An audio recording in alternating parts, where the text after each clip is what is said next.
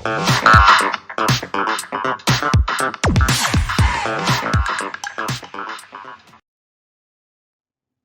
Everyone, welcome back to my channel medico ma'am.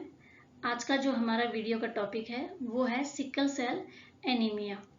तो sickle cell anaemia को समझने से पहले आप ये जान लें कि एनीमिया होता क्या है। एनीमिया में क्या होता है कि जो ब्लड में हीमोग्लोबिन होता है, ठीक है, हीमोग्लोबिन का वर्क क्या होता है, ऑक्सीजन को ले जाने का काम करता है बॉडी के डिफरेंट पार्ट्स में। और अगर उसका लेवल क्या हो जाता है, कम हो जाता है, तो उस कंडीशन को क्या कहा जाता है, एनीमिया कहा जाता है। तो एनीमिया भी डिफरेंट टाइप्स का होता है, जैसे कि भी आयरन डेफिशिएंसी एनीमिया, आयरन की कमी की वजह से जो एनीमिया होता है वो क्या कहलाता है, आयरन डेफिशिएंसी। अगर बॉडी में किसकी कमी हो जाती है, विटामिन B12 की कमी हो जाती है, तो उसकी कमी की वजह से जो एनीमिया होता है वो होता है मेगाब्लास्टिक एनीमिया। इसके अलावा अगर आरबीसीज की जो शेप है उसमें कोई एबनॉर्मलिटीज आ जाती है तो उसको हम क्या कह सकते हैं, सिकल सेल एनीमिया। जैसे कि आपको इस फिगर में दिख रहा है, इसमें क्या होती है, जो नॉर्मल आरबीसी होती है वो बाइकॉनकेव शेप की होती है, लेकिन इसकी शेप क्या होती है, एबनॉर्मल हो जाती है, सिक्कल के जैसे हो जाती है, तो उसको कहते हैं सिकल सेल एनीमिया। अब ये क्यों होता है, ठीक है, इसके क्या क्या कॉजेज हैं और इसको चेक करने के लिए कौन कौन से टेस्ट करवाए जाते हैं, तो ये सारी जानकारी मैं आपको अपने इस वीडियो में देने वाली हूँ। तो अगर आप चैनल पर पहली बार आए हैं तो आप चैनल को सब्सक्राइब कर लें और बेल आइकन को भी प्रेस कर लें ताकि आने वाले वीडियो का नोटिफिकेशन आपको मिल सके। और वीडियो अच्छा लगे तो वीडियो को लाइक शेयर करना नहीं भूलें। तो चलिए स्टार्ट करते हैं आज का हमारा वीडियो। सबसे पहले हम देख लेते हैं जो सिकल सेल एनीमिया है उसका इंट्रोडक्शन क्या है ना। अब हम इसका थोड़ा सा इंट्रोडक्शन समझ लेते हैं कि जो नॉर्मल ब्लड फ्लो होता है, नॉर्मल आरबीसीज के थ्रू जो ब्लड फ्लो होता है, और जो सिकल सेल जब बन जाती है तो उस कंडीशन में कैसी सिचुएशन हो जाती है वो देखते हैं। तो जो सिकल सेल एनीमिया है वो क्या है, is a serious disease in which the body makes sickle shape RBC. Normal जो आरबीसी होती है वो कैसी होती है, डिस्क शेप की होती है और ये आसानी से ब्लड वेसल्स में से मूव कर जाती है। लेकिन जो सिकल सेल एनीमिया होता है उसमें आरबीसी की जो शेप है वो कैसी हो जाती है, हंसी आकार हो जाती है, सिक्कल के जैसी हो जाती है। सिक्कल क्या होता है, एक तरीका से औजार होता है, ठीक है, जो क्या काम करना है, ये एक तरीके से कटाई छटाई जो करते हैं उसके काम में आता है। इसमें क्या होता है, normal RBC is disc shape and move easily through the blood vessels, ठीक है। नेक्स्ट जब अब आता है, आरबीसी क्या काम करती है, आरबीसी में हीमोग्लोबिन होता है। हीमोग्लोबिन क्या होता है, एक तरीके से प्रोटीन होता है जो क्या करता है, ऑक्सीजन को कैरी आउट करने का काम करता है। हीमोग्लोबिन के साथ ऑक्सीजन क्या हो जाता है, बाइंड हो जाता है और बॉडी के डिफरेंट पार्ट्स में वो क्या है, ट्रांसपोर्ट होता है।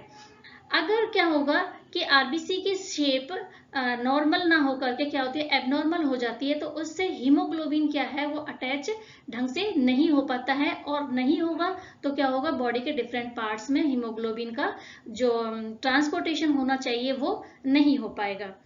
तो नेक्स्ट जो हमारा पॉइंट है वो है, in sickle cell contain abnormal haemoglobin that cause the cells to have a sickle shape.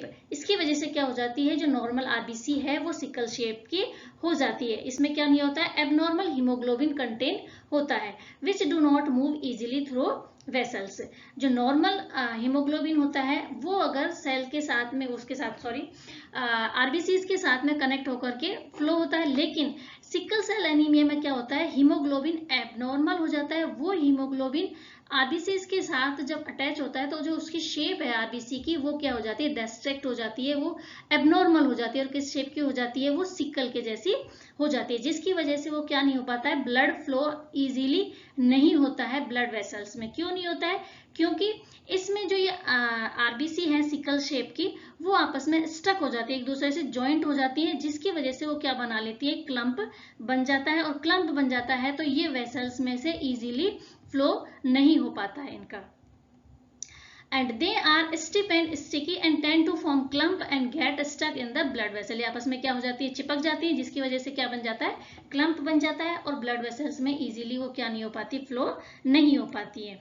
and the clump of sickle cell block blood flow in the blood vessels। blood vessels में क्या बन जाता है, एक तरीके से ब्लॉक बन जाता है और इसकी वजह से बॉडी में क्या क्या इफेक्ट दिखाई देते हैं, ब्लॉक्ड वेसल्स कैन, जिसकी वजह जैसे कोई वेसल्स है वो ब्लॉक हो गई तो इसकी वजह से क्या हो सकता है, पेन हो सकता है, सीरियस इन्फेक्शन हो सकता है और ऑर्गन डैमेज भी होने के चांसेस रहते हैं। क्यों?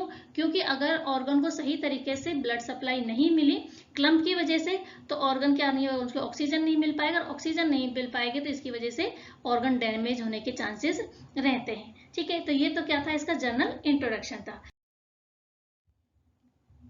Characteristics of a sickle cell, एक सिकल सेल होती है, उसके क्या कैरेक्टरिस्टिक्स होते हैं, क्या लक्षण होते हैं, क्या उसको हम पता करेंगे कि ये सिकल सेल है।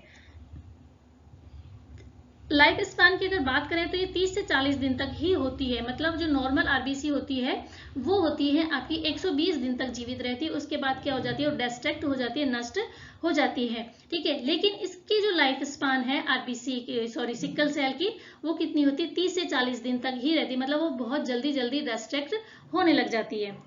नेक्स्ट है इसका हीमोग्लोबिन जो लेवल है वो कितना हो जाता है, 6 से 9 ग्राम पर डेसीलीटर रहता है। जो नॉर्मली मैंने आपको बताया था कि नॉर्मली अगर मेल में बात करें तो 12 से 14 ग्राम होता है और फीमेल में क्या होता है, ये 11 ग्राम तक होता है, 10 से 11 तक होता है। अगर 10 से 11 से कम है तो वो किस कंडीशन में आ जाता है, एनीमिक की कंडीशन में आता है। And haemoglobin had decrease oxygen carrying capacity, इसकी वजह से क्या हो जाता है, हीमोग्लोबिन को ऑक्सीजन को ले जाने की जो कैपेसिटी है वो क्या हो जाती है, डिक्रीज हो जाती है।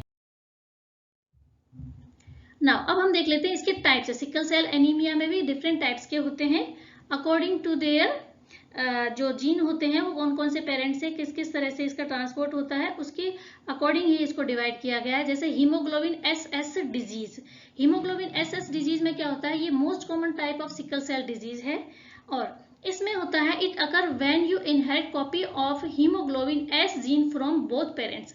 इसमें जो हीमोग्लोबिन का एस जीन है वो दोनों पेरेंट्स से आता है। अगर इनहेरिट होता है, ये वंशानुगत होता है, तो उसकी वजह से जो सिकल सेल एनीमिया होगा उसको बोलते हैं HBSS। जैसे कि इस फिगर में दिख रहा है, ये है एक पेरेंट से, ये दूसरा पेरेंट से। एक पेरेंट से क्या है, एक एस आया हीमोग्लोबिन एस का और दूसरा भी एस आ जाता है, तो कौन सा हो जाएगा इसमें, HBSS डिजीज या फिर HBSS एनीमिया होगा।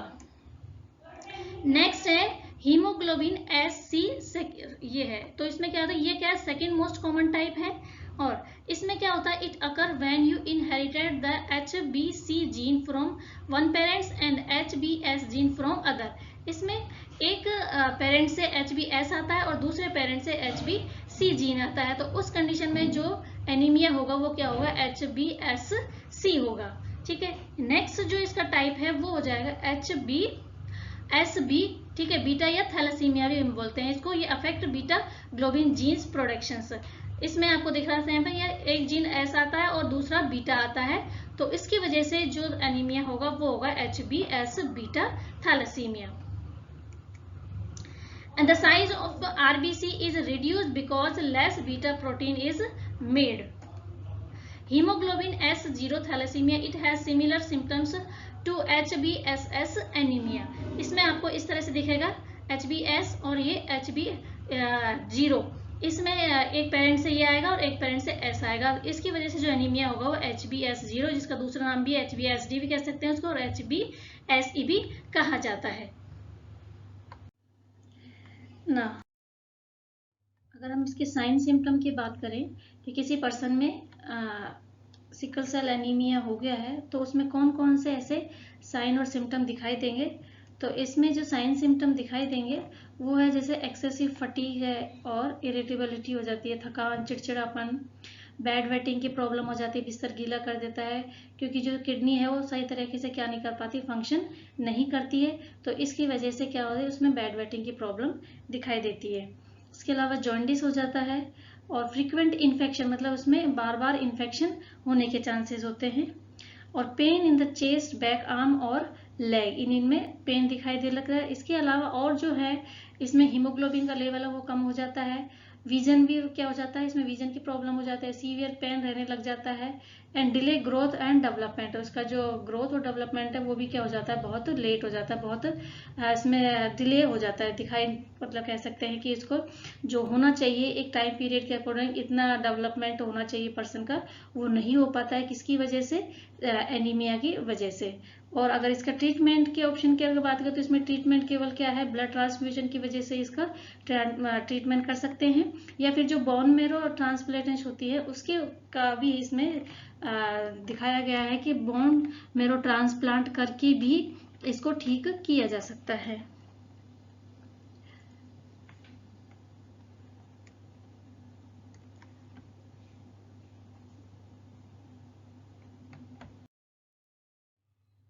अब हम देखते हैं इसके जो डायग्नोस है वो किस किस तरह से होता है। तो लैब में इसका जो डायग्नोस है वो एक तो हीमोग्लोबिन का जो टेस्ट करते हैं हम उसको ध्यान में रखते हुए भी इसको डायग्नोस किया जा सकता है। अगर हीमोग्लोबिन का लेवल कितना आ रहा है, 6 to 8 ग्राम पर डेसीलीटर आता है, तो ये हम डायग्नोस या फिर स्क्रीन कर सकते हैं कि उसको सिकल सेल हो सकता है। इसके अलावा इसकी ब्लड फिल्म में बनाई जाती है जिसके द्वारा ये चेक किया जाता है कि जो नॉर्मल आरबीसी की जो शेप है उसके अकॉर्डिंग ना होकर के इसकी जो शेप है वो सिकल के जैसी दिखाई देती है, तो हम उसको डायग्नोस कर सकते हैं कि उस पर्सन में क्या हो सकता है, सिकल सेल एनीमिया हो सकता है। सिकल सेल एक सॉल्युबिलिटी टेस्ट होता है। Look for the presence of HbS। HbS जो है इसमें एंटीजन है उसको क्या है पता लगा करके इसको कह सकते हैं कि इसमें सिकल सेल एनीमिया हो सकता है। एक टेस्ट होता है सिकल सॉल्युबिलिटी टेस्ट। ये किसके लिए किया जाता है, प्रेजेंस ऑफ HbS की प्रेजेंस को पता करने के लिए किया जाता है। नेक्स्ट है एक होता है हीमोग्लोबिन इलेक्ट्रोफोरेसिस, एक प्रोसेस होती है उसके थ्रू भी इसमें क्या मेजर किया जाता है, it measures different type of HB in the blood. Different type के जो HB होते हैं जैसे HbS हो गया, Hb0 हो गया, Hb बीटा हो गया, तो ये डिफरेंट टाइप्स के जो HB है उसको मेजर करने के लिए ये HB इलेक्ट्रोफोरेसिस टेस्ट किया जाता है। इसके अलावा इलेक्ट्रोफोरेसिस की मैंने अलग से एक वीडियो बना रखी है कि इलेक्ट्रोफोरेसिस क्या होता है, इसमें किस तरह की प्रोसेस होती है, तो वो भी आप चैनल पर जाकर के वीडियो देख सकते हैं, या फिर मैं आपको उसका लिंक अपने इस वीडियो के चैनल पर डाल दूंगी, आप वहां से जाकर भी वो देख सकते हैं। ये जो टेस्ट होता है HB इलेक्ट्रोफोरेसिस टेस्ट, ये क्या होता है, एक कंफर्मेटिव डायग्नोस्टिक टेस्ट होता है किसके लिए, सिकल सेल एनीमिया को डिटेक्ट करने के लिए। ये तो क्या हो सकते हैं, स्क्रीनिंग टेस्ट भी हो सकता है, जैसे हीमोग्लोबिन लेवल हमने चेक करवाया, या फिर ब्लड फिल्म बना करके ये भी क्या कर सकते हैं, इसको भी कह सकते हैं कंफर्मेटिव टेस्ट कह सकते हैं, क्योंकि इसमें जो आरबीसी की जो शेप है वो कैसी दिखाई देगी, सिकल के जैसी दिखाई देगी। लेकिन जो HB इलेक्ट्रोफोरेसिस जो टेस्ट है वो क्या होता है, कंफर्मेटिव डायग्नोस्टिक टेस्ट होता है। नाउ अब इसका जो मैनेजमेंट है वो किस तरह से करेंगे, मेडिकल मैनेजमेंट। इसमें जो मेडिकल मैनेजमेंट मैंने आपको अभी पहले ही बताया था कि इसका जो एकमात्र जो ट्रीटमेंट है वो क्या है, ब्लड ट्रांसफ्यूजन ही है। ब्लड ट्रांसफ्यूजन के द्वारा ही इसको क्या किया जा सकता है, मैनेज किया जा सकता है या इसको ठीक किया जा सकता है। तो इसमें है ब्लड ट्रांसफ्यूजन और ऑक्सीजन थेरेपी। इसके अलावा और क्या दिया जाता है, इसमें एनाल्जेसिक दिया जाता है, मॉर्फिन वगैरह। न्यूट्रिशनल सप्लीमेंट है कि ऐसी भरपूर डाइट ली जाए जिसमें क्या हो, आयरन की भरपूर मात्रा हो। ऐसी डाइट लेकर क्या किया जा सकता है, इस एनीमिया को कंट्रोल किया जा सकता है। इसके अलावा मॉनिटरिंग वाइटल साइन है, और जेनेटिक जो काउंसलिंग है उसके द्वारा भी इसको क्या किया जाता है, मैनेजमेंट इसका किया जाता है सिकल सेल एनीमिया का। और साइकोलॉजिकल थेरेपी पर्सन को क्या दी जाती है, इसमें एक साइकोलॉजिकल सपोर्ट भी दिया जाता है कि उसको ये एक तरह की तसल्ली दिलाई जाती है कि ये जो एनीमिया है वो क्या हो सकता है, क्योर हो सकता है, अगर इसमें क्या किया जाए, प्रॉपर रूप से स्टेप बाय स्टेप इसके जो स्टेप्स हैं उनको फॉलो किया जाए, तो इस एनीमिया को क्या किया जा सकता है, कंट्रोल किया जा सकता है। और उसके कंट्रोल करने के जो मेजर्स हैं या जो स्टेप्स हैं वो मैंने आपको बताया, जैसे ब्लड ट्रांसफ्यूजन है, ऑक्सीजन थेरेपी है, इसके अलावा एनाल्जेसिक है, इसमें दर्द निवारक दवाइयाँ भी दी जाती है, वाइटल साइन की मॉनिटरिंग की जाती है। इसके अलावा जेनेटिक काउंसलिंग की जाती है कि किसी ऐसे पर्सन के किसके फैमिली में तो ये सिकल सेल एनीमिया की कंडीशन तो नहीं है, अगर उसकी फैमिली में किसी को है तो उसके बच्चे में भी आने के चांसेस रहते हैं। तो इस तरह से उनकी क्या की जा सकती है, काउंसलिंग की जा सकती है। इसके अलावा उनको फिर क्या दी जाती है, साइकोलॉजिकल सपोर्ट, साइकोलॉजिकल थेरेपी दी जाती है। तो आज के इस वीडियो में मैंने आपको सिकल सेल एनीमिया के बारे में बताया कि सिकल सेल एनीमिया के क्या कॉजेज हो सकते हैं, सिकल सेल एनीमिया क्या होता है, इसके अलावा इसका जो लैब डायग्नोसिस है वो कौन से किए जाते हैं और इसका मैनेजमेंट किस तरह से करते हैं। तो आज का वीडियो आपको कैसा लगा? अगर वीडियो पसंद आया है तो आप वीडियो को लाइक शेयर जरूर करें, और अगर आपकी कोई क्वेरीज है या किसी और टॉपिक पर ही आप वीडियो बनवाना चाहते हैं तो कमेंट बॉक्स में जाकर के कमेंट्स कर सकते हैं। मिलती हूँ आपसे मैं नेक्स्ट वीडियो में। तब तक के लिए take care of your health. Thank you for watching my video.